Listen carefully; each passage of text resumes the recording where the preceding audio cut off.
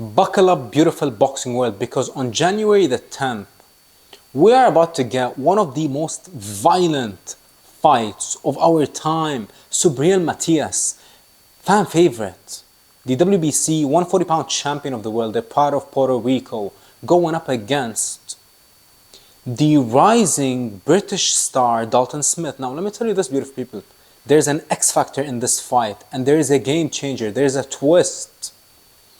When Team Matias won the purse bid, they said that they were going to take this fight to Puerto Rico. And actually, Matias's last fight in Puerto Rico, he lost versus Liam Parra, where he lost his belt. And actually, he said after that fight that I hate fighting at home. I can't fight at my best. I feel so nervous. I feel so overwhelmed. And I don't want to ever fight again in Puerto Rico. Now, when they won the purse bid for this fight, his team said that we're going to take this fight to Puerto Rico. So I was like, oh my God. This might seem, from the outside looking in, hometown advantage for Subriel. But not to Subriel himself, because the man hates fighting in his hometown. But this fight is going to take place now in New York, January 10th.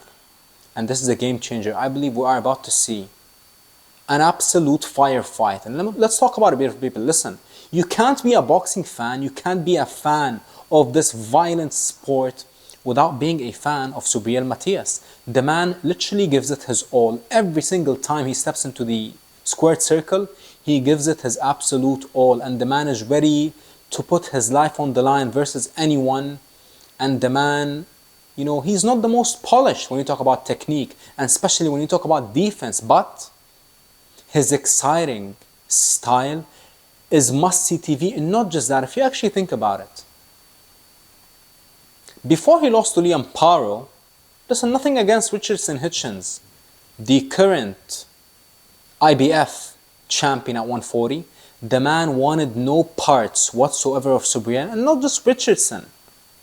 Many of them, none of them wanted to fight Subriel, because the man, you're definitely not going to have an easy night's work. And even his last loss versus Liam Parra, what did Liam Parra say after the fight? My eardrum got busted. You know how devastating that is? Suffering such a gruesome ear injury, getting your eardrum busted. I mean, that can't feel good, beautiful people. If you get hit on the ear for once, your ear will keep on ringing for days. Never mind getting your eardrum busted. And when you talk about such a puncher, I mean, he doesn't have a single lights out knockout power, but the man is definitely heavy-handed. The man is definitely got an engine, and the man is coming all night long to finish the job. So the man, and he's proven now. Say what you want. You can say that he arguably lost his last fight versus Alberto Puello, but you can arguably say also that Alberto Puello lost his last fight versus the fight before that to Sandor Martin. So some might call it faith, some might call it, fate, some might call it karma, but let's talk about his opponent, Dalton Smith. Listen, Dalton Smith got everything it takes to become an absolute superstar. The man is good looking. The man got knockout power. The man is undefeated. The man can talk. The man can fight. The man is so charismatic. Confidence oozing out of the man. But even though he is promoted by Eddie Hearn, but let's talk about the man's resume. What in the world is that? I mean, Dalton Smith, in my opinion, got the worst resume out of any ranked 140-pounder. Listen, I just give him all the credit he deserves. But I gotta talk about it, I gotta be honest. I mean, his level of opposition, you can tell that Eddie Hearn doesn't want to pay for any big names to fight him on the rise.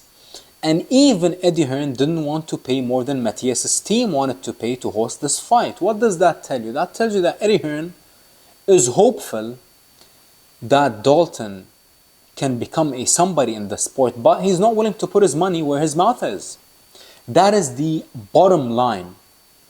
Yes, Eddie Hearn believes in Dalton, but Eddie Hearn is simply not willing to put his money where his mouth is. The resume, absolutely disgusting. I mean, I hate when a fighter keeps on complaining that nobody wants to fight him with such a resume, especially when you're backed by Eddie Hearn. Listen, money talks. You could have fought anyone if Eddie Hearn was able to pay the correct amount to the opposition. But if you look at his recent opponents, I mean, extremely unfortunate to be honest. But you can't really blame Dalton Smith. It's all up to Eddie Hearn to pay for the opponents. That said, let's talk about this fight. Stylistically, it is an absolute war. Dalton Smith doesn't take a step back. Subriel doesn't take a step back. Both men can punch.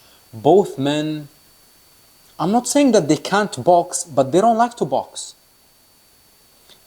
But the level of opposition and the resume difference is absolutely ridiculous. It is a night and day difference. But this is another X factor, beautiful people. You know, Subriel Matias is a true 140 pounder. When you see him on the scales, the man doesn't look like he's struggling. Actually, the man looks like he's comfortable. But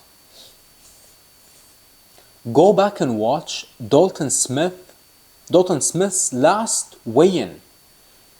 Not only did the man look finished, the man looked like a shell of himself. I have never seen someone so drained in recent memory. Anyone like Dalton Smith, the man looked absolutely finished and gone at the weight, but his opposition is so horrible that he dispatched of his last opponent in such an easy manner that we didn't really know how much the weight cut took out of him. But we're about to find out in this fight. Listen, if you're going to have a horrible weight cut and if you're going to be waging versus someone like Subriel Matias, you're going to sleep. Your facial structure will be changed and your career trajectory might very well get changed.